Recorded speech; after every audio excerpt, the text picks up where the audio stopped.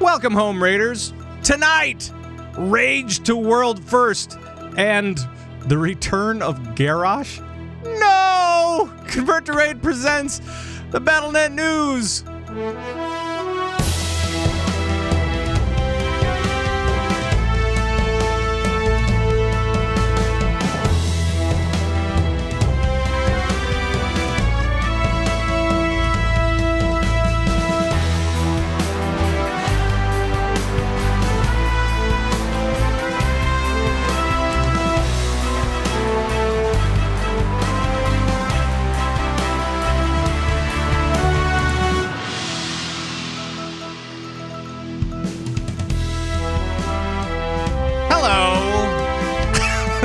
From the Battlenet News broadcast bunker in Minneapolis, Minnesota. Today is July 25th, 2017, and it's now 10:12 in the p.m. Central Time, of course. Welcome to the show, everybody. Thanks for joining us from around the Blizzard universe. My name is Pat Crane, your host of the show, and the players are here. First, from the Asparagus Initiative and other such teams, it is Sharku! Yeah, I'm getting excited. Get excited, buddy. I'm flailing. I'm doing the Kermit. You guys got to watch them. Yep. Watch videos. No caffeine, so we've got to do that. All right. Yeah, I've been out, so. Right. Had an illness come my way, and now I can't drink caffeine anymore. It's the worst. Well, we'll talk about that in just a second, because it's sure it's interesting. We can drop it. But first, let's bring in from a bunch of shows over on BlizzPro.com and a new show that I'm sure he'll want to talk about. It's John Horseman. Hey, John. Pat. After what I just saw Sharku did, I don't know if I want to be on the show anymore. Well, I think you'll be fine. Is it too late to call in, Tatfa? I think you'll be fine. Okay, goodbye. Okay, bye. Click. Bye. Okay, see you later, I guess. See ya. No, Johnny, I love you. We're all good. And welcome, everybody. Welcome, fellas. Welcome, Twitch chat, and everybody around the world of Warcraft and beyond. So, as we normally do with each show, we normally see what's going on. And Shark, you kind of alluded to it in the beginning. You are recovering from a medical illness, and I want to welcome you back and say congratulations for being better now. Thank you. Yeah, it wasn't a super big deal. I was kidney stones, so not super embarrassing or anything. It happens to a lot of people and incredibly painful, and I've gotten them a lot in the past couple of years, so getting that work done. And apparently diet soda is really bad for them, so I need to be drinking more water, and so I'm cutting that out of my diet completely for now, and maybe I'll have it as a treat sometimes in the future. And then you'll get another kidney stone, and then you'll be like, well, screw that. I'm not exactly. Can't do that Who anymore. knows? I don't know. It's been ridiculous. But yeah, I'm back. I'm not on drugs. I'm not asleep at 9 p.m. We're doing good. Good. Hey, how is the Asparagus Initiative doing? Hey, I haven't been on the show. We haven't talked about it. We have, since last time on the show, I'm sure, we killed Jaden. So he's done. That's old news. He's way out of here. Yep. And I couldn't make it to raid this last Thursday or Sunday, but they downed.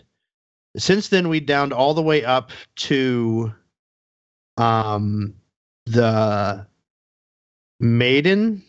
No, not Maiden. In heroic mode. Okay. We downed all the way up to Mistress, the one with all the Naga that summons all the bads. Yep. And then last Sunday they downed Desolate Host as well. So we are, I guess, what is that? 7 of 9? Yeah, I think so. 6 of 9. 6 of 9. Okay. Cool. So yeah, we only got 3 more bosses to get down, and then we might start doing mythics. Wow. I don't know. Well, we got 20 people. We're gonna try. That's been the whole thing. Like we want to kill the heroic end boss. That's always the goal for every tier. And then we're gonna go forward. So they've been doing a lot of stuff. We've been playing HOTS together and stuff. I love that the team's back together, and we're reformed and ready to go. We are still looking for some DPS, maybe, by the way, if people, I think I might open registration back up, recruitment back up. So anybody interested, check out the CTR site or tweet at me or something. And hopefully sometimes I have to turn people away because I get a lot of requests really quick, but we'll try to get you on the team. What kind of DPS do you need? Do you need melee or range? We lean towards range usually because they're hard to find, but we're pretty balanced right now, so I'd consider anything. So come on out, guys. All right, then I gotta level your invitation. I gotta level my hunter or something. Your hunter, yeah, Zug, we'd love to have you. I already added you. You were in our Discord earlier, and I put the little friend tag on you, so we know. Like, he's a friend. We know him. Come to raid. I'm a friend, everybody. I'm also playing a gnome, apparently. There you did. Johnny. Johnny, what's been going on in your world? You actually launched a new podcast today. Right? Yes. And we talked about it last week. So if you don't know what it is, just go to last week's. We're not going to plug it this week. Oh, no, we are. We're going to plug it right now. Oh, I was like, wow, that's kind of rude. Fine. No, we're going to plug it right now.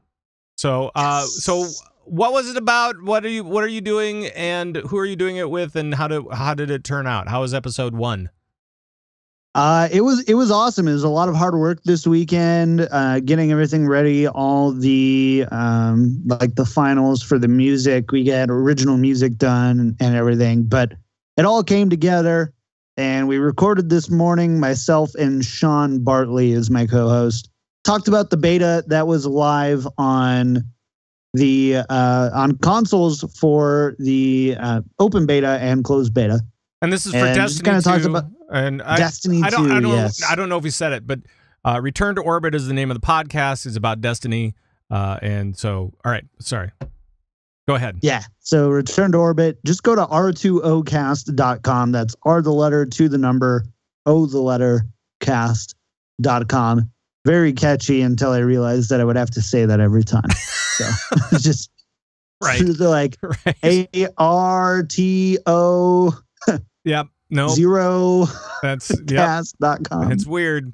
Yeah. It's weird, but good. So everything went well. That's awesome to hear. And we might be doing, you never know, we might be doing some Destiny talk on this show because Destiny is coming to the Battlenet launcher. So it's true. You know, might happen. I will only talk about Blizzard games. I'm putting my foot down, Pat. You guys can send that garbage. This is called the Battlenet news. It's not called the Blizzard only news. You know, I'm going to be a purist. Let Johnny talk about it. I refuse. If we're being a purist, I mean, it would be Convert to Raid Presents. Yeah. And so we have to only talk about WoW? No, I don't. Convert to Raid Presents WoW news with other stuff sometimes, if there's WoW news. Yeah, and there's actually a lot this week, so it's good. Hey, by the way, I just want to give a shout out to another podcast that I was on. It's called Pile of Shame, and it's with Chai T. Makes sense. Totally Drunk and others.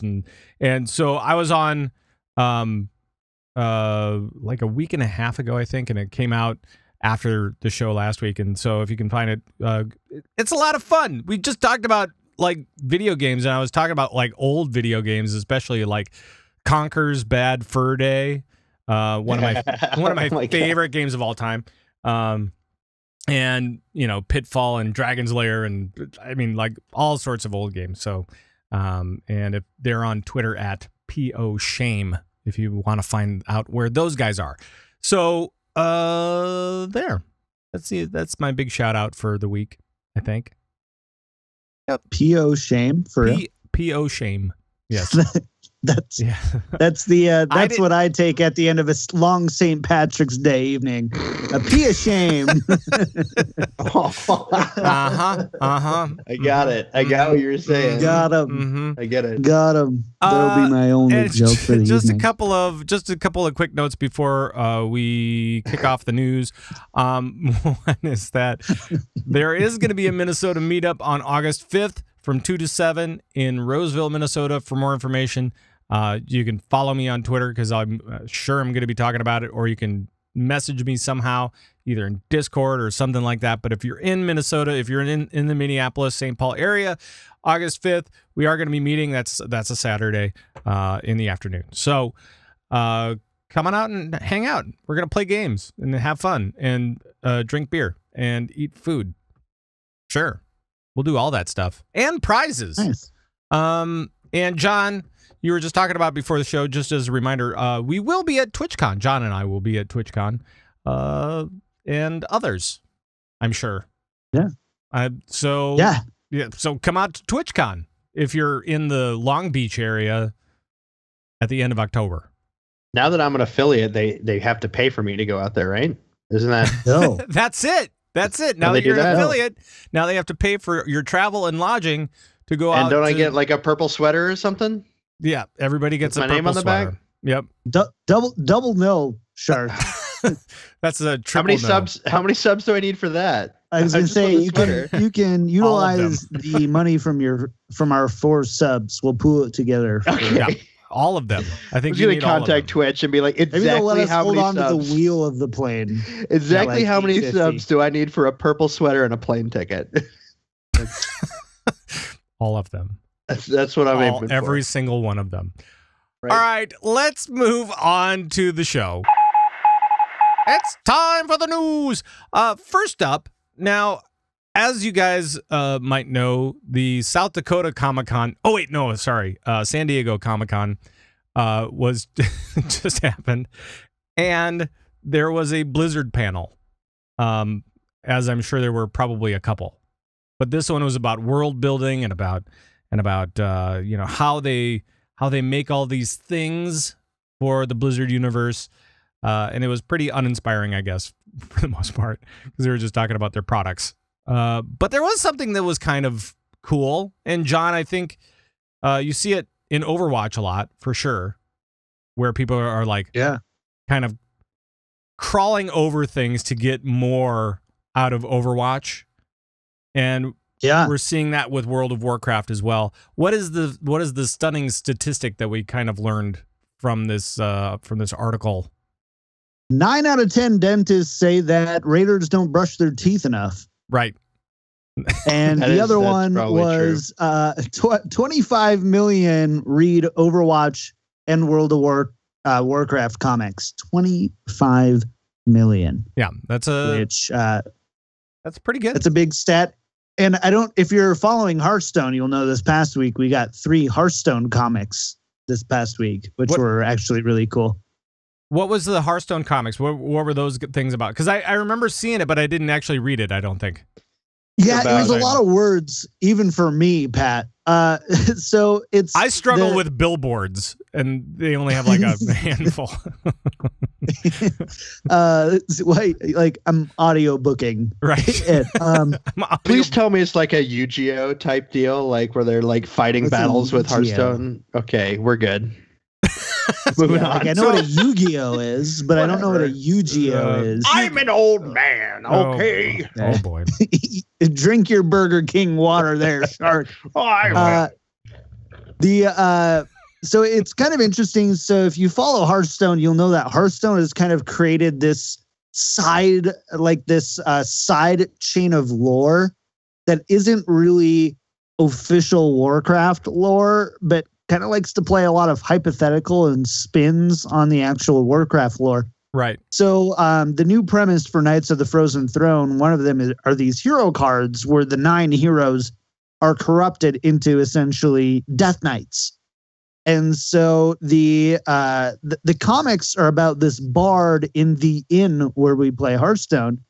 And the patrons of the inn are asking the bard to tell them a story that they haven't heard before, and he kind of makes up off the top of his head these stories about, like, in one spoiler territory, fast forward 4 minutes, Jaina and Arthas end up doing I am not gonna get railed for spoilers. Nope.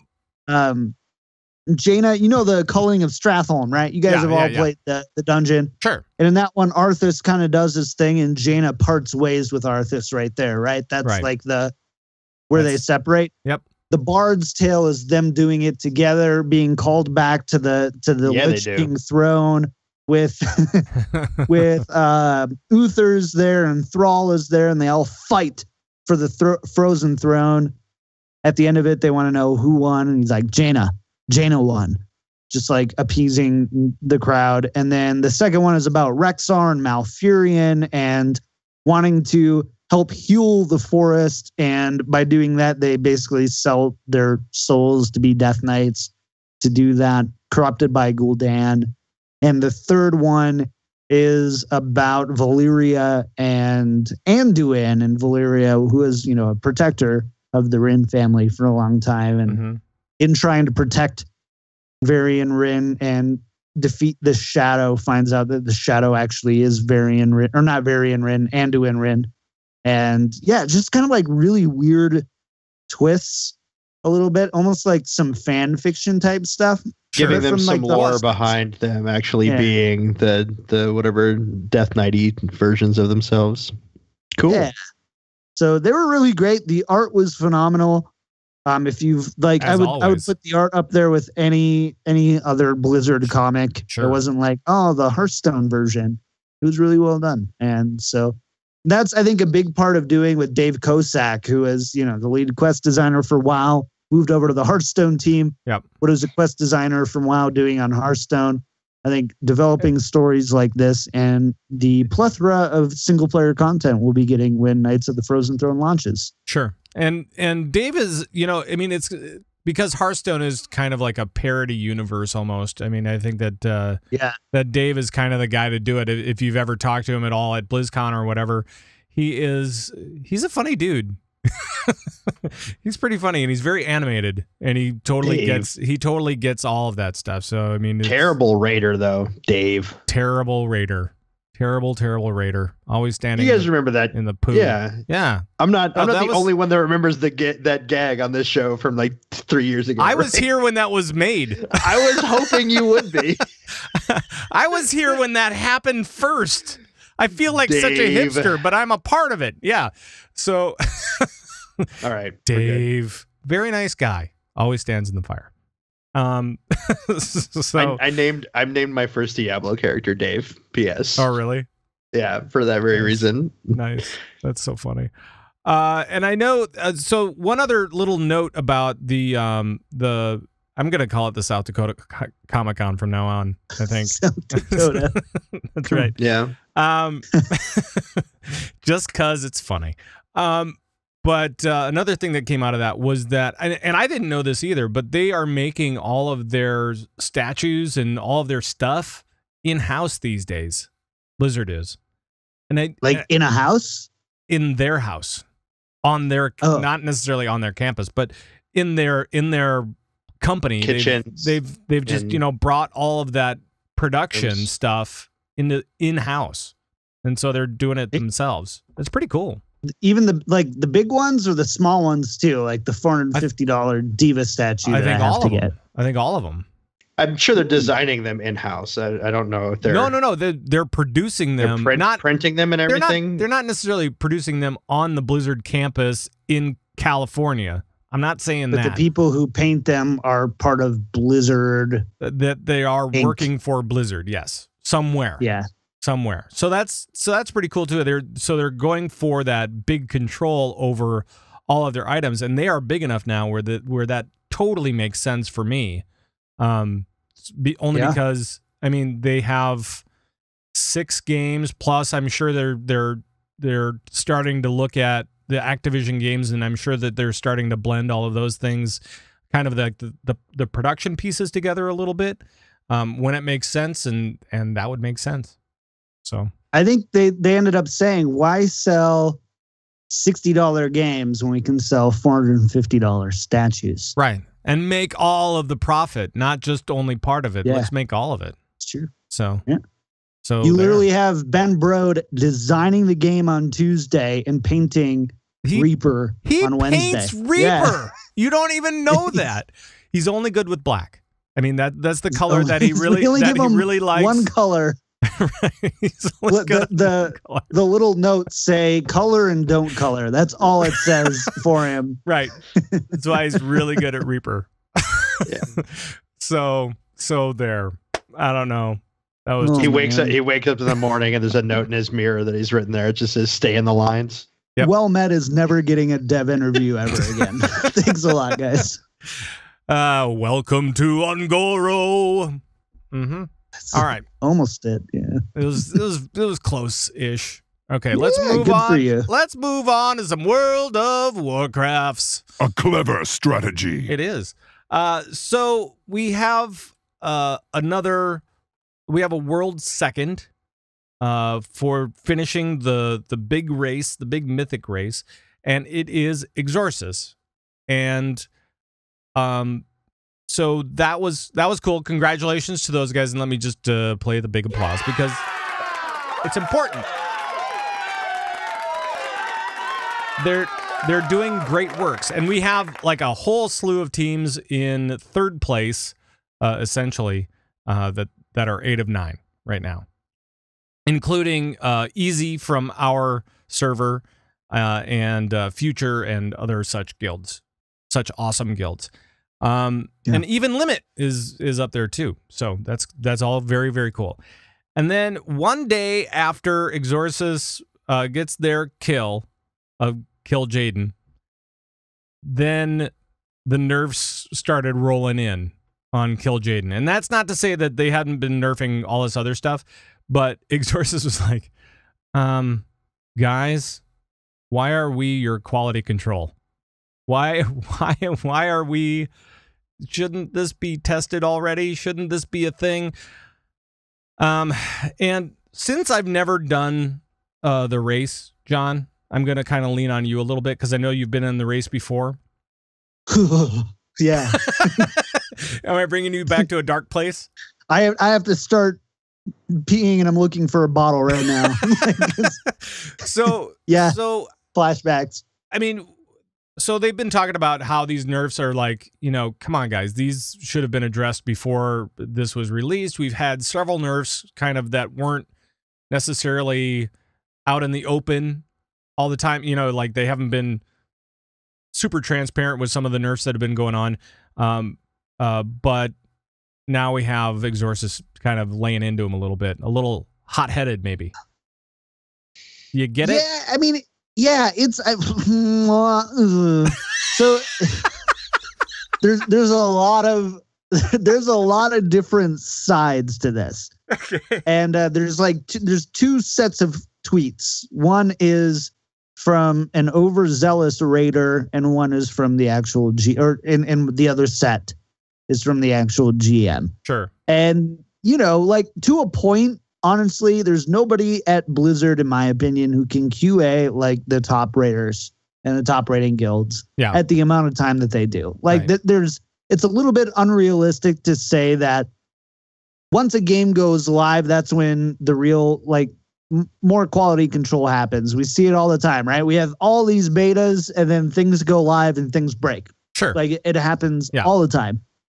And so I don't like that argument. But there is an interesting one where it's like and honestly, I think Exorcist is in the wrong here a little bit, or quite a bit. And I think the GM understands the previous tweets were in the wrong. Number one, they're like, all of our month of progress is gone and nerfed. And the GM's like, well, we only started working on Kill Jaden 3 days ago, kind of thing. Like they said that they had 3 days worth of Kill Jaden. So it's like, well, actually 10% of those 3 days are there.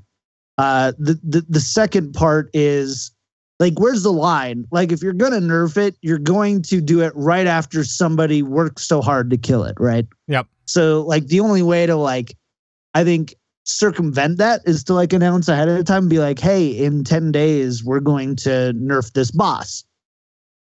But then you're also like, well, why do it now? And that's too much time. That's not enough time to do it. Like, do we give them an ahead of the curve achievement? I think so. I think that would be a fine way to do it. But at the same time, from Exorcist's view, imagine that you just finished running a 24-mile marathon.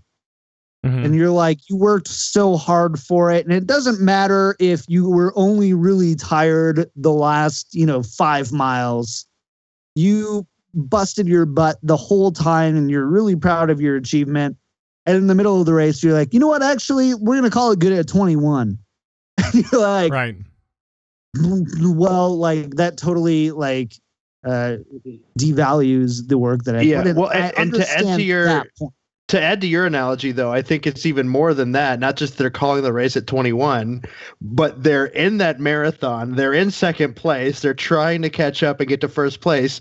They see first place cross the finish line, and as they do it, a brick wall is built in front of the finish line where they can no longer cross it. That's where I see it. Because they're never going to kill the Jaden that Method killed. Because the devs nerfed it. Yes. Method is the only guild in the world that will ever have killed. So those two are the only two that will kill. No, Exorcist killed it.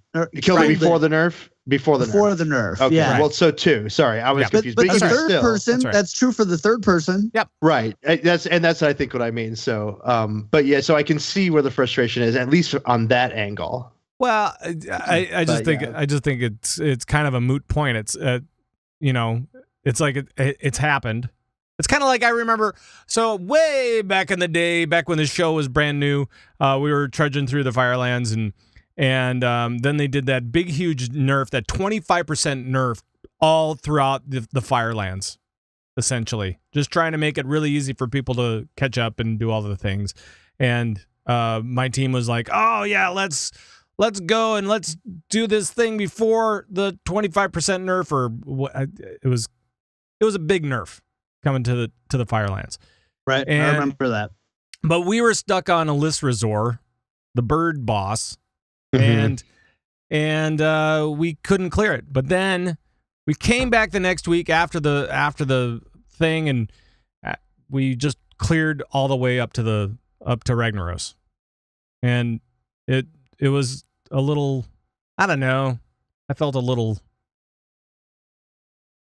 unmoved, a little meh over that whole experience, and so I kind of get that, but at the same time, and it's a numbers game, right? There's always going to be people who are going to be like, well, we did it before the nerf. In this case, it's 40 dudes, but right. That's why you're you're number 2 in this case. That's why you're number 2. Which is going to get you an endorsement from nobody. But besides that point, which I've harped on many times, and the importance of, the facilitating high-end rating in WoW as more than just a hobby that you call out of your jobs for a month for. Right. I think it's tough, and I would understand completely why the Raiders, it ends up just being such a numbers game. There's no way you're making everybody happy, right? Even with the 25% nerf. Imagine people who only needed a 3% nerf, and now they just roll over that boss, right? And you were kind of in a similar boat where we didn't need something that much. Blizzard has the internal numbers. They understand. Honestly, the boss was probably overtuned to begin with. And I hate seeing nerfs on fairly large patches, if that's a way to say it, which means that it probably should have been nerfed sooner, probably, once they realized that people were going to wipe 900 times on the boss. But it's like, there is that. It's very easy to point at Blizzard and say, hey, you guys should have quality controlled this. It's another thing to realize. It's not like they probably knew a while ago, hey, we need to tune down Kill Jaden. How close are these 8 out of 9 teams? Yep. Can we make it there? It's not like they didn't think about the 8 out of 9 teams and how it would make them feel. If they did it with only Method there, imagine how angry those 8 out of 9 teams would have been, where it'd be like, Method will go down in this tier as the only ones to clear, Mythic killed Jaden before the nerf. And imagine the frustration and outlash from that. There's just there's a lot of differing perspectives here, and I don't discount the perspectives of Exorcist, but at the same time, I think the larger perspective of their 20 to 30 dudes and dudettes who are, a part of a grand picture of healthy end game, high end rating for World of Warcraft, which I think is the most important thing to facilitate. Sure. And I really just think it's kind of one of those things of, sorry, dudes. we're moving on. This is for the health of the game overall, and Blizzard does have those numbers, so might as well just kind of trust it. I don't know. I feel you. I think so. All right, moving on. However, because we're not just about the world first rating scene here, we're also about the Mythic Dungeon scene here, because there's a new thing coming. Actually, it's already started. It started today. The Mythic Dungeon Invitational Proving Grounds are finally here. We talked about them a couple of weeks ago. And it's a way to compete with others without doing raiding. This is kind of interesting and fun and all that kind of good stuff. So, Shark, are you going to get a team together and do some mythics? Well, we've talked about getting a team together and doing some mythics and seeing how high we can get keys to go, but I doubt we're going to be this caliber. We're way too casual to devote the time needed to make sure that you can. Oh, come on, man! Handle this at the highest level. Come on, man! Sorry. They're gonna take the top 32 scores, and then they're gonna pit them against each other and race them against each other, and there's 32 make kids a big bracket out of it, and that have all day to play video games and gear up can rock and roll and do that, or maybe they do it for their jobs, and that's absolutely more than respectable. Sure. But no, unfortunately, my life doesn't allow for that. And honestly, I don't even know if I'd want that. That's a lot of video gaming to have to get to that. But I think it's really, really cool. And it's bringing PvE into the esport. Like, this is the only PvE event that Blizzard actually sanctions as a competition, right, other than like the, raid races that they would hold at BlizzCon sometimes, which it was just a spectacle. There was no real yep, I mean, it was no real competition. It was a competition, but it was for fun. Yeah, exactly. This is a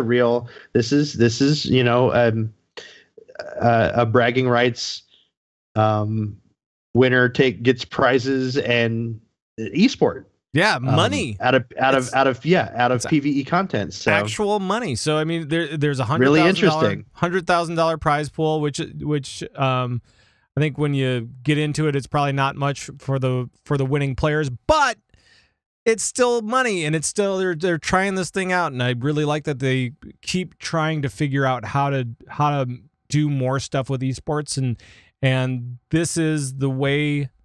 We talked about it a couple of weeks ago.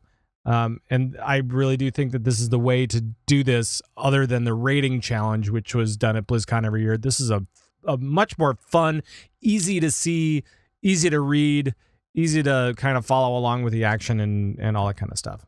So I'm looking forward to it. Can I ask a real question for a second?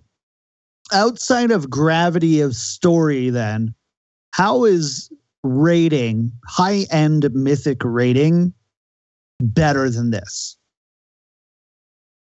Well, from what perspective are you talking about? From just a knowledge just perspective? from like a WoW fan perspective. Like, sure. We've talked about PvE content, top end PvE content. Well, just top end content in WoW in general, about the importance of facilitating that high end of the scene, and then we're seeing more and more support for these smaller group sized activities. Sure. And I don't want to ask the question straight up, because I can feel people getting angry just at the prospect of it. So just know I felt your anger. But are we getting to a day where rating becomes in line or less important than Mythic dungeons. Well, and we've talked about that on this show kind of consistently as we not only during Legion but leading up to Legion, because that was one of the concerns is where do we go, because we have all these different pathways to loot. We have all these different paths to playing your game your way in World of Warcraft, and that does seem to be the trend, especially when you take a look at the esport games. The games that are being successful at esports within the Blizzard line, they all have 5-6 players. Those ones are really hot right now, and they're trying it again with these Mythic dungeons because 5 or 6 players is about right. You can follow these guys and follow what they're doing and be able to play along with the action a lot, and it makes a lot of sense. Whereas when you have 20 versus 20 for an esport, that is kind of weird. So you just take it as a big group. It's a lot harder to follow, and the coordination is multiplied by infinity, probably, especially when you try to all be at the same place at the same time and line it up with another team that's trying to be there at the same place at the same time to, from around the globe, or even try to get them all locally. I mean, that's crazy. So yeah. This is something people can watch too, where you can't. I mean, even if they I think televise, it's better than raiding for watching and contributing to. Yeah, even if they televise the raids, it takes. This past one took 3 weeks, 4 weeks, 3 weeks to get a mythic kill on the final boss. Yep. You can't watch that, and they don't want you to because they're keeping their stretch secret and this and that and the other. But this is something that we can actually get into and go with. I still think that there's value in the Mythic the Mythic World First Race rating, but I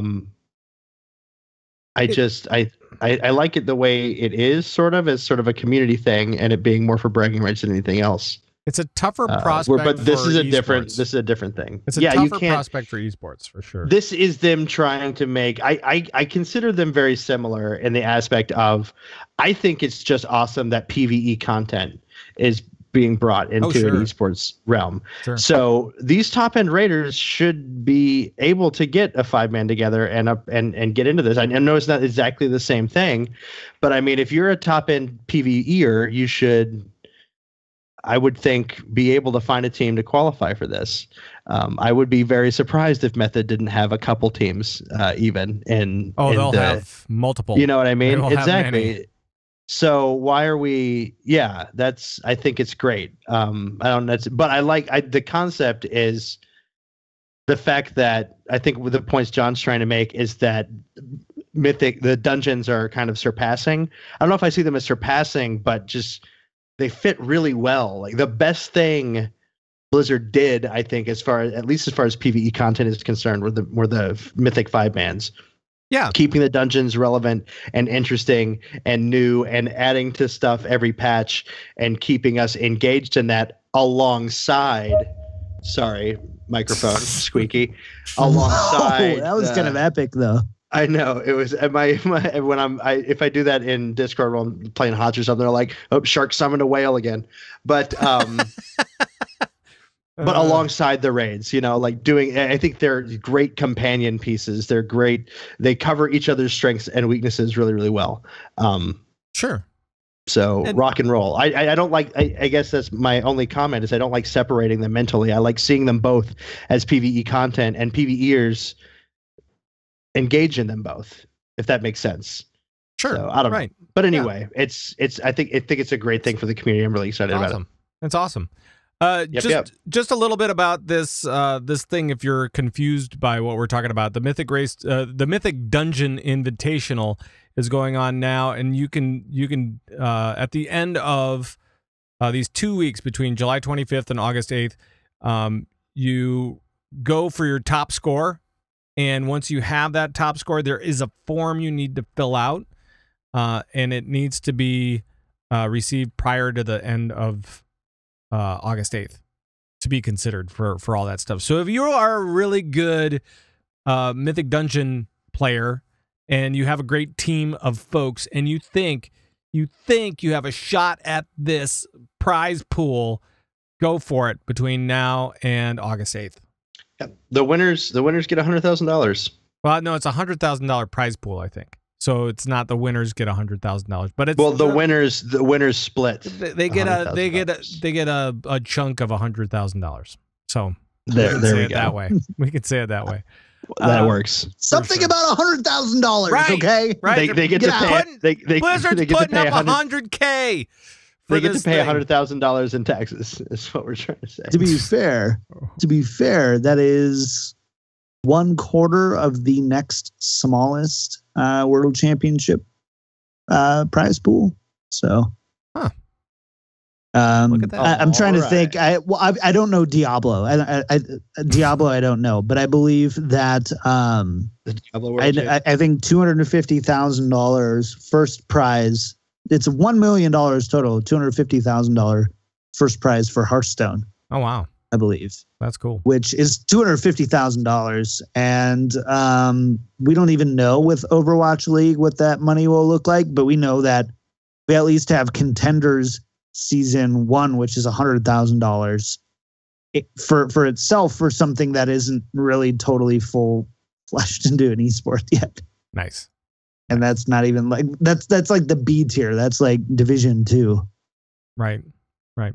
A couple of things really quick, and then we should move on to other games and such, because there is a lot of other stuff going on, not just World of Warcraft. One of the things is that Christy Golden is writing a new Warcraft novel, and first one in 3 years, and so yay for that. And apparently it's about the boy wonder Anduin Rin as he discovers what girls are. No, I don't know. I don't know what it's about, but it's about Anduin. Probably trying to become a king. Boys or girls. Yeah, it doesn't matter. Then the other note, there was another thing. I might save it for another time, and because it'll open up a big discussion. We've got a lot to get. I promise not to open up a big discussion. Right. I was talking to Jules tonight or today, and I said, "Yeah, I've got John and Shark on, so I think between the three of us is going to be like a 4-hour show." 4-hour show, yeah. Perfect. The other thing that is kind of sad is that Russell Brower is leaving Blizzard as a permanent person over there, and that's kind of it brings a little tear to my eye because he has meant so much for all of the music and sound over at Blizzard for so long. To see him go is a little sad. Not gonna lie. Agreed. It's a little sad, and we don't really know exactly why. Well, okay. I think he talks about it a little bit, and he says the quote is his position is no longer relevant after a quote sound decentralization initiative. Right. So I think what it is that, you know, you try to source material from all sorts of different places, and the way that works is that, I don't know, it just kind of goes to more of a freelance type of position, probably a little bit freer than it does as a position at Blizzard. So as full-time employment anyway. So he's going to be freelance. I mean, he's still going to be doing stuff with Blizzard. Don't get me wrong. It's not like it's not like they just like kicked him out the door and said, "Get out of here. We'll never want to see you again." No, it wasn't that at all. But I think. But his paycheck will say that, though. Yes, his paycheck will say that. I think, and that's officially, it says that. if that's truly the case, and like I said, the Sound Decentralization Initiative, if they're looking at that wording confused me, and what it sounded to me like is that they're putting less importance on sound and audio. No. Storytelling. No. I think they're just maybe they want to put more. I mean, you've got 6 teams now. Overwatch in itself, right? Overwatch in itself has brand new music for every 2 months. that they have a new event, right? And then you have World of Warcraft with new zones and new raids and these cinematics. And then you have, of course, Diablo, which probably has music. So each game is getting more of a focus with the sound is what? I would say that they don't have one head composer. And like, I'm not saying like Russell Brower sat down in his office and wrote all the music for all these different games simultaneously. Right. But in the same way that, you know, Chris Metzen wasn't writing quest text for a while he was writing the biography for Tracer. Probably not. But like the big vision for, you know, story was under Chris Metzen. The big vision for music sound. Was that makes sense. And sound was Russell Brower. And I think, and for me, it feels honestly a lot. I know people won't put it in the same gravity as Chris Metzen, and I think correctly. But I would say if there's anybody at Blizzard who's not like Mike Morhaime, somebody who would leave Blizzard, who I would go, wow, that person was really central to the defining years of Blizzard in the past, you know, 20 years. Yeah. Russell Brower. I mean, you know, and like, that's a big thing. And I think, like everybody understands why, in the same way, like you understand Chris Metzen, you know, why he had to leave. I think wanted to leave. It's almost sad. It's just like it's, you know, it's like it's almost that same level for me as Metzen leaving, and I'm the story guy. You know what I mean? Sure. I'm all about. I don't know if you guys know this, but I teach theater in college. But yeah, it's one of like I love stories and that's Brower's number. You know, other than Metzen, the next best story, like the story comes from the sound. It comes from the music. It really does. It's huge. It really does. That music and sound helps bring that world to life and gives you immersion and all that kind of great stuff that it does. And I really hope that the Warcraft team opens up a position for lead audio on the Warcraft team and just throws it at him and gives him the same benefits that he just had, pretending it's not a demotion. We don't know, or something. Right? Like, we don't know if they're going to have like an on Blizzard campus lead composer by, you know, like, or a music team by team, or if they're like, let's do sounds in-house, let's do music out of house. Like there's a lot of unknowns there, but the idea that each individual team 1 through 6 gets to make the decision on that. Like I understand that. It's still unfortunate. It's sad. I hate it. It's more like what you need is a music and sound supervisor almost, because there are so many projects, guys. There are so many projects going on, and I think they've only gotten better and better with music and sound.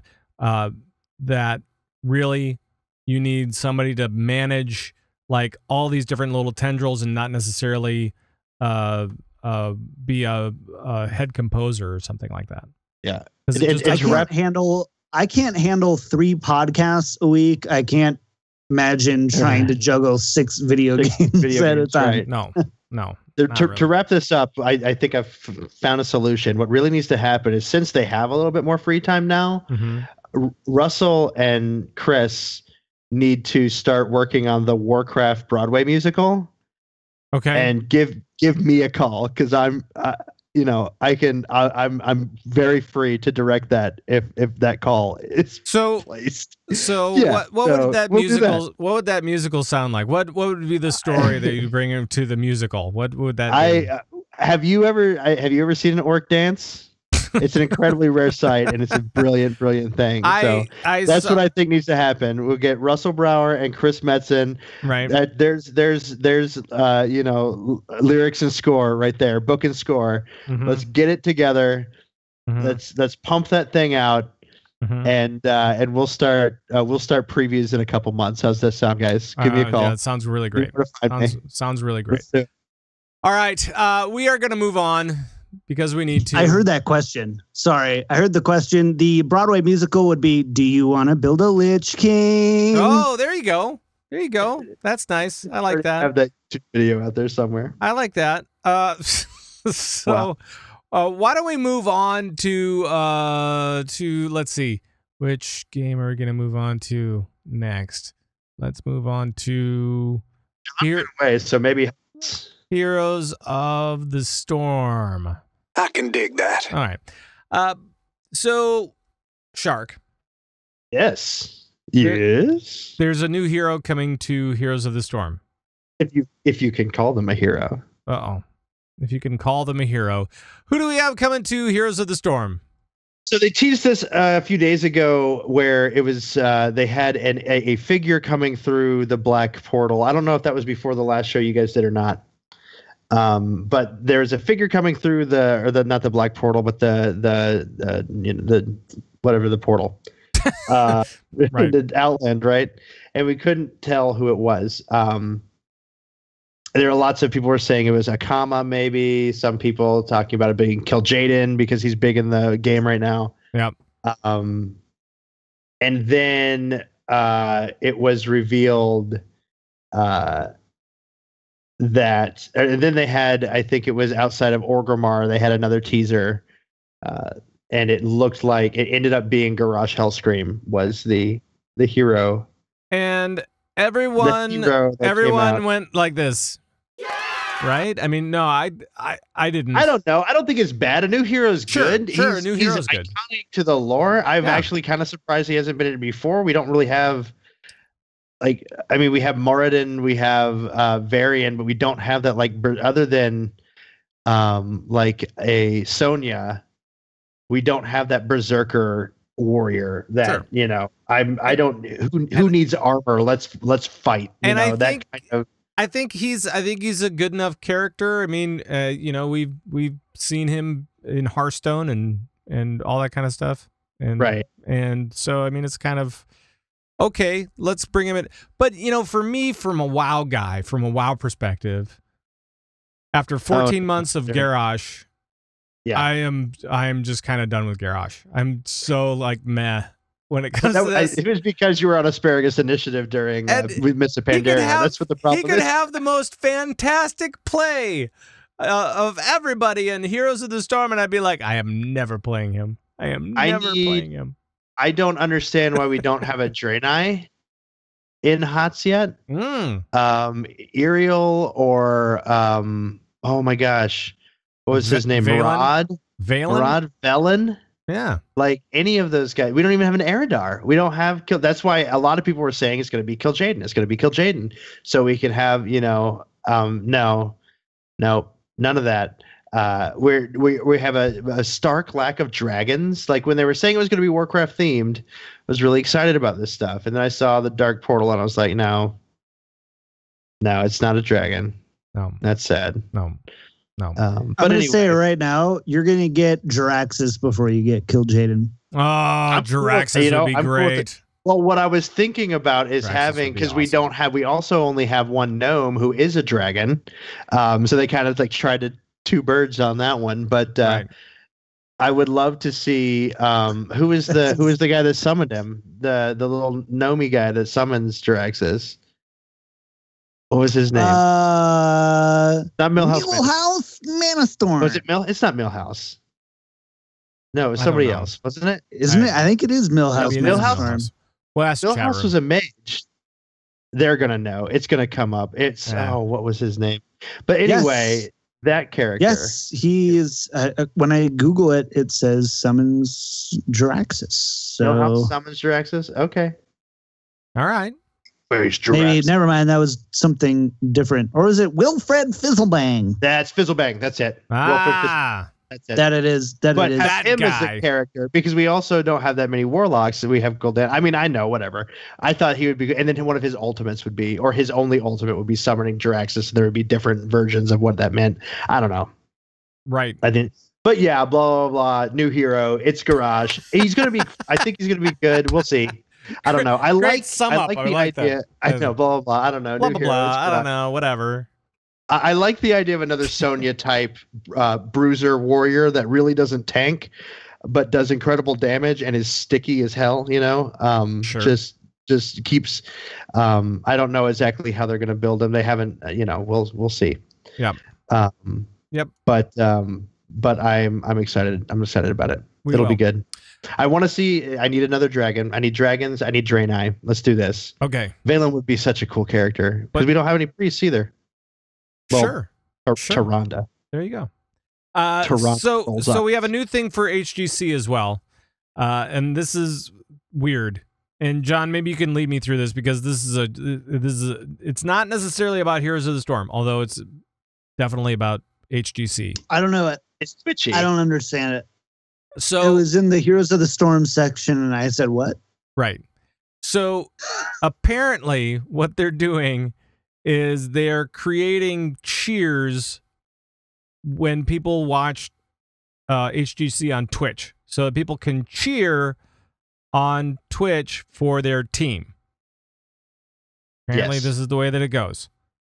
It's like an emote. Yes. With you so far. And then if you have this, if you cheer, then you will get in-game goodies. That is a possibility, including loot boxes and stuff like that for Heroes of the Storm. And you can also get stuff for Twitch, I think. It looks like you could also get some whatever for Twitch in the process. And yeah, I don't know. It's just very confusing because I'm like, if I'm watching HGC, I am not watching the chat. You know what I mean? Because the chat's just flying by and there's a bunch of trolls and there's a bunch of garbage. That doesn't know how to read confirmed. Yeah. You are if you're getting free loot out of it. I don't know. Be spamming that stuff. Well, and the thing is, I believe that it costs money to cheer. Or here's what I can for sure tell you. Okay. How do bits work? John, what can you tell us?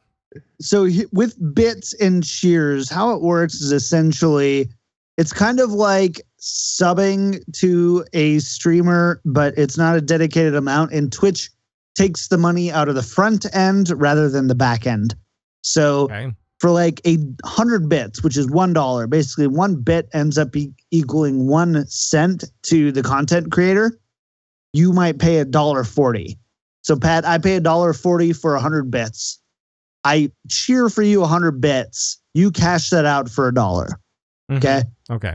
Makes sense so far. So that's what happens. So you use money to do that. I don't know if they're doing any weird like specials for discounts, but as a general rule, just like with any microtransaction, the more of something you buy at once, the better the rate of return, right? So if you buy 50, or 5,000 bits, which is like $50, you might pay 125% of what that is rather than 140%. Sure.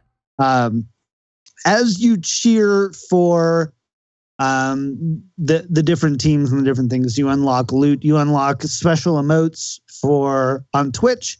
You also unlock in-game goodies, which is something that they've kind of played with in Overwatch with the golden loot boxes, which is kind of cool. Yeah. And so I don't know all the different emotes and how that all works, but they've found a way to tie those systems together, which is good. Yeah. So I just like that Blizzard is working with Twitch on HGC and not Facebook Live or ESPN or like I think gamers go to watch esports on Twitch. That might change. I'm up for change. I like progression and development and changing things. I think it would be really cool for esports to be so mainstream that it works on something like a cable network. However, that's not where people watch. As far as legitimacy for the game, streamers esports is streamed on Twitch. Yeah. LOL is streamed on Twitch. Yep. StarCraft is streamed on Twitch. Hearthstone is streamed, like all of it. So if Heroes of the Storm is trying to get their niche, would it look like they're trying to get their niche in somewhere else and be the #1 game streamed on Facebook Live? So what? So what? So I really like that it looks like they're embracing that and hopefully trying to, this all goes along with the Blizzard Twitch deal that happened, like a month ago? 6 weeks right, ago, exactly. something like that. So this is all part of that, I'm guessing, and that's great to have that partnership. Yep. Can I flip side that for the second though? Like I honestly think that that the Blizzard went to Facebook Live and other competing services because Twitch's rates weren't as competitive as the others. And not only their rates, but the features. And I think that part of other gaming houses kind of strong-arming Twitch a little bit really helped get us some of the really cool features that we have in Twitch now. Have you guys messed around with any of the overlays now that you can have on Twitch? No, I haven't messed around. I haven't messed around. Not messed around with it, but have you seen it? Like seen it in action? Like there's, I don't think I basically have, no. You can have Overwatch players' stats as an overlay on your Twitch stream, and there's another one where in Hearthstone you can see like the deck list and more interactive. Like, oh, what is that card? What does that do? Sure. The streamer doesn't have the deck list, and you can see the deck list. There's a lot of cool things that Twitch is implementing. This is totally, I don't have a friend at Twitch or Blizzard who said this to me, but this is just something that I see. Weird. After Blizzard and other gaming houses start going to Facebook Live and YouTube Gaming and Mixer, despite the fact that Twitch has 15, 20, 30, 50 times the viewers and accounts that these other teams do, and they're not affiliated with Amazon, they go there because they have a lot more like gaming business friendly environment where it benefits the broadcasters as much as the company itself. And I think that was a really interesting, I don't know if they saw that or Twitch is like, hey, we can't lose to Facebook Live. It's worse than Twitch. We should have Blizzard there. Like there's a lot of conjecture there, and I don't want to go down that route. But I think that in the end, other gaming houses going to other platforms, I think has, basically challenged the status quo advantage that Twitch had. And I think that we're kind of really seeing what Twitch is capable of doing. And I think they've done a great job. Cool. I agree wholeheartedly. And for the record, I am not advocating communist monopoly. I'm a red-blooded American that believes in capitalism and competitive give me the best business. Platform, dude. I don't care. If I love it. Of it, you're the best. Great. But I am glad to see Blizzard moving to. I think this is the right move for them for now. Sure, absolutely. Okay. Spend way too much time on that, I'm sure, but we'll move it on to how about Overwatch? Now we're cooking with gas. Yeah. So, John, you do one of your 3 shows is about Overwatch. Yeah. And I'm wondering if you might be able to catch us up with what's going on in that game. Yeah, it's pretty simple this week for Overwatch. Summer Games 2017 is all but confirmed to be coming soon. TM Lucio via Ball. some data. Oh wait, no, that's not it. Maybe I said that maybe they'll replace Lucio Ball this week with Genji's jousting on top of Arisa's. That's what I want. Oh boy. So boy. I love Lucio Ball though, so I hope they bring that back. Yeah, okay, Rocket League. Can we play Rocket League, by the way, sometime? Yeah, I would love to play Rocket League with absolutely. you. Anyways, so that's supposedly coming soon. I would say within the next 2 weeks, guaranteed. Doomfist is coming live. He's actually coming to Quick Play on the 27th. So, nice. That's so awesome. I think I'm remembering that, right? Yeah. So awesome. So that's going on. So really exciting things. At the same time, something I added right before the show. There are a disturbing amount of prominent community members who are taking breaks, not leaving, taking breaks from Overwatch right now. Why is that? There's a combination of a few things. Number one, the dive meta has been really strong and really stale for a really long time. Okay. Now, ironically, just in the past week at I can't remember the name of it. I want to say Nexus Cup, but that doesn't seem right to me. But it was a APAC tournament.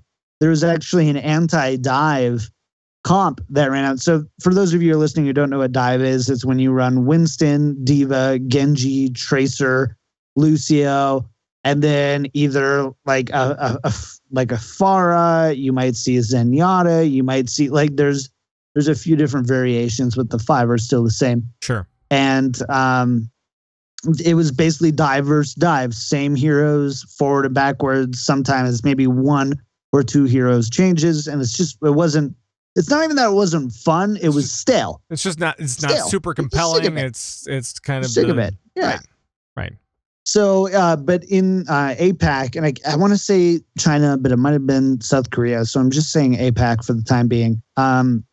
They've been running basically like Reinhardt, Zarya, Soldier, and like 3 other characters to run anti-dive. So this meta is changing, but in at least competitive play and like in-game competitive play, it hasn't changed a lot. And so it's gotten really stale. I think that's part of it. But I think the big thing is here.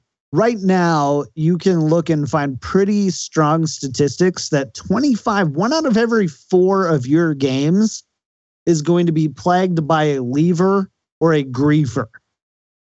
And because the punishments are not severe enough or don't seem to be severe enough, it just kind of deters people from playing. I went 22-30 2 weeks ago playing Overwatch. Had the time of my life. So much fun. I'm 1-16 right now. And I can tell you that 50% of my game had someone leave on my team or someone completely refused to play around with. Wow. Gesundheit. Hey, my goodness. Thank you. That was amazing. We can edit that out in post or not and just tell me to tell you. Mid-sentence like that was impressive. Right, wow, I could just feel it. The velocity up on my that nose. was really awesome. Wow. Didn't even I have to go get a carpet shampooer after that. Yeah. But it's been really frustrating. And so a lot of big streamers and even pro players are saying, who are actively competing on a team in Overwatch World Cup or Overwatch Contenders are like, you know what? I'm ready to take a break till next season. We've had confirmed that more severe penalties are coming for leavers and griefers, but it's just right now, it's just kind of rampant and frustrating. I've had so much fun playing other games, not because the other games are more fun than Overwatch at their potential, but because Overwatch has just been such a frustrating experience. Sure. And so we've been seeing that as well. You know what I would recommend? Lucio if you Ball. say Rocco, Lucio Ball. Lucio Ball. That's what I would recommend. Lucio Ball?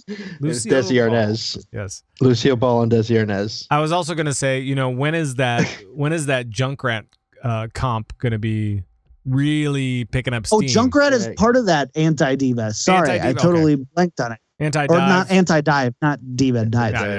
Yeah. So, because he is pretty awesome. I'll say that much. The only hero that Zug and I can play. Whenever we play together, we always fight over Junkrat. Right. Right. That's why I don't play with either of you. I know, right? Oh, boy. Bruce Nee in the chat room has mentioned the Overwatch Cup 90 times. And I just want to let him know, if we don't talk about it here, we have it in the notes under eSports. I promise we're going to get to it. I don't want him to feel bad, like waiting for it, bud. Yep. There are eSports still to come, but first up we have to talk about Hearthstone. Well met. You have a show called Well Met, John. To do, and it's all about Hearthstone. Now we're starting to see the new cards kind of come out, right? They're starting to reveal the new cards for Knights of the Frozen Throne. As of yesterday, yes. What are we seeing? So we're seeing a lot. There was a little bit of a complication. So we record Monday nights, and I feel like I'll get a lecture from Papa Pat after this podcast about how this was the wrong thing to do. But I'm like, they're opening up the floodgates for card reveals. We got the card reveal 2.5 weeks ago, and they said we're not revealing more cards until July 24th. And so I purposefully kept the show notes bare, expecting to, review, 5, 6, 7, 8, 9, 10 cards, because they have realistically 2 weeks to review 140 cards. I know where this is going. I'm laughing already. as fate would have it, they revealed one card. One card. And so it's not a bad card. You know, for me, like I'm a content creator, right? I'm like, right. Blizzard, this is my livelihood. When you don't tell me you're giving me content, when you say you're giving content, it affects me. But I'm just still like, nah, oh well, we'll roll with it. The internet exploded. Like, don't go to r/Hearthstone. Just don't do it. Literally, the top voted comment or the top voted thread for the day was, Blizzard only revealing one card today has killed my hype for the expansion. Ugh, that's the wrong way. Man, That's if a little I met extreme. you in person, I would drop kick you. I would drop kick you. I understand you were emotional. I get it. I'm emotional too. Maybe let's drop kick. Maybe let's take it down a notch. I mean, you don't have to go straight. In WCW, Hulk Hogan, NWO. You don't meet extremism with extremism. I mean, that seems a little extreme, doesn't it? Yeah, you're right. I would never physically assail you. Right. But in WCW, NWO, 1999, maybe I would drop kick you. Well, maybe like a flying leap off the top turnbuckle. I could see that. Yeah. Steel chair. Right. Well, cage match. That's fighting dirty. Why don't we have? Anyways, we need to do a WCW podcast. By the way, why is that not a thing right now? Oh boy. Let's go ahead and shift gears right now. But like, talk about Kevin Nash and the Wolfpack. For the fourth hour of the show, we're doing totally WCW role play. It's weird. Oh my god, that would be so much fun. That'd be so much fun. Anyways, so we saw a lack of cards on day one of the reveal. Yeah, I don't think it affected the actual timetable for the release of the expansion. I don't think anyone lost their jobs. I think everything is still going okay. I think everybody has survived. Mm-hmm. But man, the internet just exploded. One of the CMs said, hey, you know what? We had some various issues with the streamers that were supposed to, or they said the partners that were supposed to reveal their cards today. Mm-hmm. I'm guessing that means they either sent out the wrong cards to the streamers or the partners. I think that's what ended up happening. The wrong cards, or they gave them the wrong dates. Because we've revealed a card before on Wilmette for Whispers of the Old Gods. Okay. And they gave us the card and say you can't reveal it after 10 a.m. or you can't reveal it before 10 a.m. Pacific time. Has to be on this day in Pacific time. And make sure to let the CM know once you reveal it and post the video, however you do it, so that we can make sure that's off the list. They might have changed the system drastically so that, maybe there's a lot more involved in, with it. But assuming that it's relatively stayed the same, it's not a whole lot on the content creator's side as far as when and what card you do. You get a JPEG file or a PNG file and you reveal it and talk about it and make it as hyped up as possible so people follow your stream. You gotta bring the hype train along with you. Yep. But it's just kind of weird. They're like, for various reasons we didn't get all of these cards out. So long story short, you lost 24 hours of card reveals, which means we've seen almost 15 cards today. Lots of really cool stuff. A lot of really cool death rattles. Some cool new legendary minions. New Warlock legendary, which is really exciting. And in the interest of time, just know that's pretty cool stuff. And they have the new thing with lifesteal, and that's a new thing. So lifesteal's great. Hero cards, pretty cool. But here's the real big news. Ben Brode is returning on the 31st of July with his next ode to Hearthstone called Arthas. As far as we know, we're assuming a little bit, but it's in the same chair, responding to the thread about where we see another rap for Knights of the Frozen Throne. And so we're assuming that it's something hippin' and hoppin'. Right. And so stay tuned for the 31st of July. But my guess is that it'll actually be Arthas because they've been using him a lot for all the other stuff. So it'll be Arthas Ice Cream Citadel. rapping in the Ice Cream Citadel with that frozen little kid being all like, I can't move. You know, that type of thing. So. Oh my God.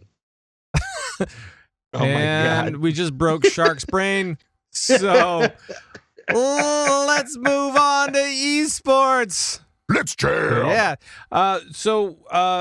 There were a couple of things. There's Heroes of the Storm, and then there's some Overwatch stuff, right? Is that what we got? Yes. I think that's what I got. Yeah. All right. Shark, what was happening with Heroes of the Storm stuff? Well, there's the Western Clash is next week. Oh shoot, what are the dates? I know them. I should put them. I should say them August, on the podcast. It's the beginning of August. Come on. Thank you. Yes, August 4th through 6th. And the schedule is on the HGC site. And so it's the Western Clash, which is NA and EU. The NA teams that qualified are Tempo Storm, Freedom, and Gale Force eSports. The EU teams, Fnatic, Team Expert, and Team Liquid. So that's some cool stuff. Western Clash, big tournament, money tournament. Yep. Giving prizes, getting a prize pool for this one. All right. So really good stuff. So that's going to be next week, and it kicks off Friday at 6:20 a.m. That is, that's early. Yeah, that's Eastern time for me. Ooh, well, that's no good. Well, it's even earlier. It's even earlier for you folks on the Western Coast. On the West Coast. That's that's good. That's 3:20 in the morning. Nice. I like that. That's 4:20 here in Mountain Time. That's actually more doable, I think, because I think more people will go. Well, I'll just stay up for it. Yeah, and fine. it's because it's in Sweden. Yes, something Sweden. I don't know. We're just saying countries and times. Yeah, Sweden or no, that was the last thing where I had to pronounce the town in Sweden. Yep, Jorgen. Yeah. I don't remember. Anyway, I believe it's a European time schedule for this particular clash because I think it's taking place there. So nice. Yes. All right. Dad, you go. All right. John, what about for Overwatch World Cup and stuff? All right. I know chat doesn't want to talk about it, but let's talk about Overwatch World Cup for a moment. Yeah. So, man, what a great couple of weeks for the Overwatch World Cup. What a great triumph for what I call the Overwatch League trial run from a production standpoint. Amazing. So, this week we had the Overwatch World Cup in Sydney, Australia, mate. Mm-hmm. And we had some great teams. We had Australia, Sweden, Portugal, Italy, Japan, Finland, Spain, Vietnam, and probably one other that I'm not remembering off the top of my head. But it was an amazing run for everybody. At the end of the day, we had Australia and Sweden both qualify for the Overwatch World Cup, and Sweden was kind of expected to be there. Like, Sweden is 4/6 or 2/3 for those of you who like to what is it called when you reduce your fraction? Yeah. When you reduce your fraction, 2/3. But it's 2/3 misfits, so it's a team that's been playing together for probably 18 months now, and so the other two are really, really strong players.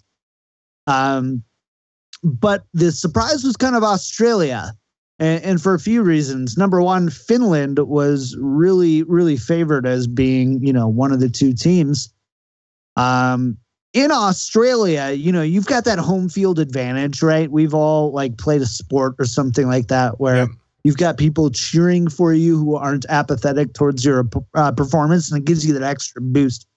And Australia really surprised a lot of basically just about anybody, and the crowd was amazing and supporting them that. But the last match of the whole series was Japan versus Australia, and Australia wins 3-2, and it was absolutely amazing. I would say if there's one match in recent memory that you could watch to convince you of the long-term prospect of Overwatch esports, watch Australia versus Japan. It was amazing.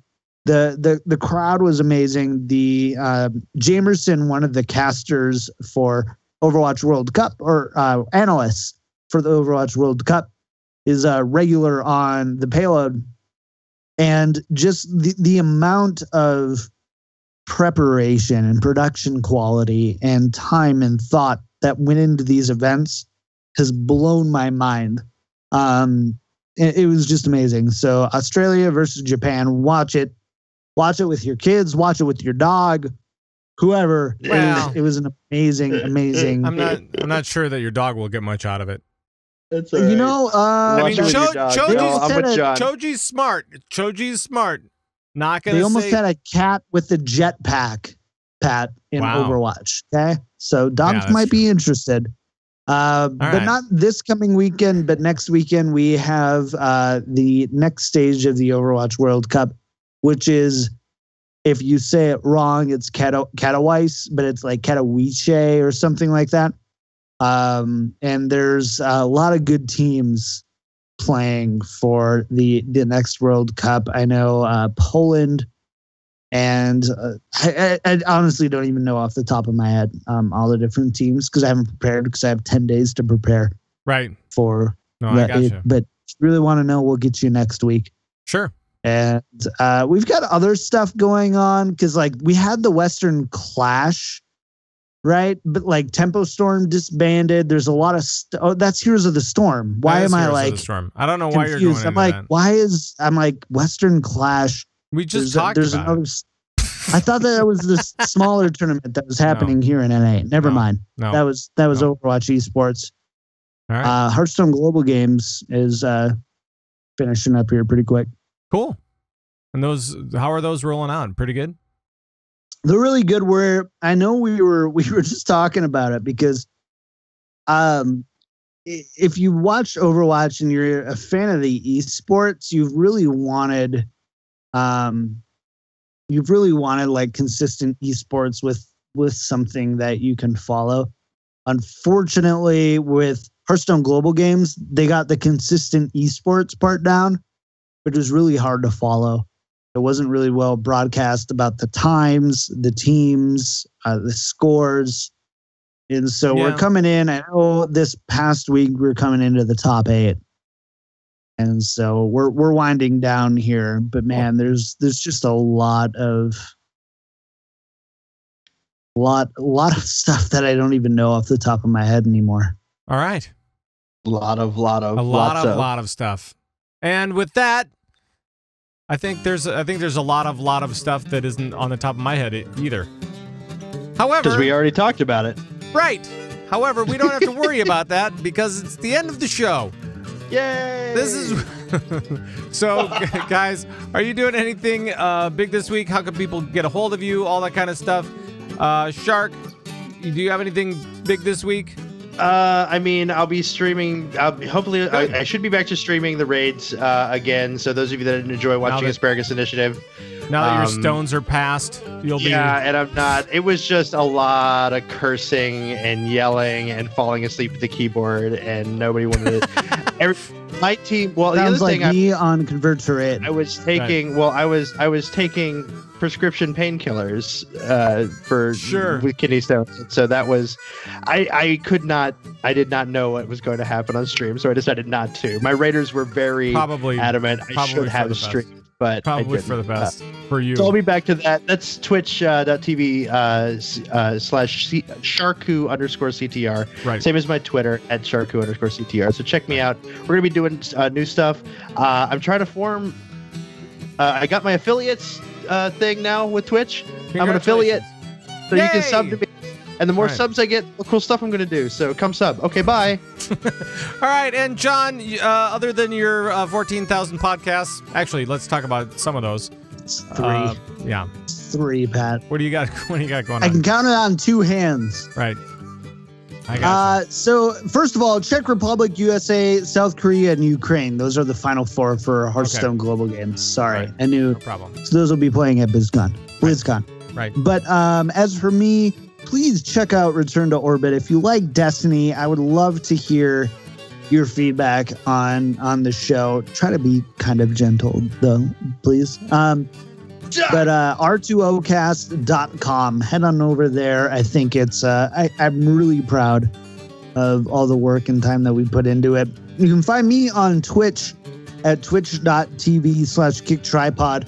To Sharku's point, apparently the rumor is they start considering people for a full partnership at 75 subs. We are at 56. Nice. So really trying to get to that 75 subscriber point. So if you like any of my content, or like me, or just haven't put your Prime sub to anybody else, skip Sharku. I sub. Hey, I was giving you endorsement. I was going to say, I subbed to Johnny. You can too. No sub fighting. All right. And twitter.com/kicktripod. I'm just kidding. I subbed to Sharku once my Prime sub's up. We're good. So we love that. Sub to Johnny. And with that, I'm going to bail on that. I'm going to do this. All right. Just going to bail? So, yep, I'm going to do that. Please join in on the conversations we're having at any time and tell these guys what you think about their sub fight. I don't know. You can email us, convertraid@gmail.com. Call and leave comments and questions on the raid line, 612-787-RAID. That's 612-787-7243. You can join the Bazooba Nation by heading over to convertraid.com. That's where we have all of our informations and our downloads and our audios and our videos and the guild stuff and so much more. We are on the internet, and so you can find our show that way as well. All over the place. Apple Podcasts, YouTube, etc. I will say no more about it. I have spoken my piece. Thank you. I've spoken my piece. You're done. No, you're done. Convert to Raid is produced and distributed by Signals Media. Make sure to check out our friends at the Signals Media All-Star Network at signalsmedia.com. All right. Now, I swear I'm going to be done right after this, so get ready for it. I messed him up. I'm sorry. No, you're fine. That is going to be it for the show. Guys, thank you. Jeez, that was intense. Twitch chat. That is it. That is this it. Is the end of the show. We're ruining the end of the show. And thank you guys, no matter where you are, for picking us up, listening to us, watching the video, and all that kind of good stuff. We hope you had a good time. I know that we had a pretty good time, a lively discussion, and that's all you can really hope for. And for all the guys on Convert to Raid, bye-bye, everybody. Bye-bye. Bye. See you next time.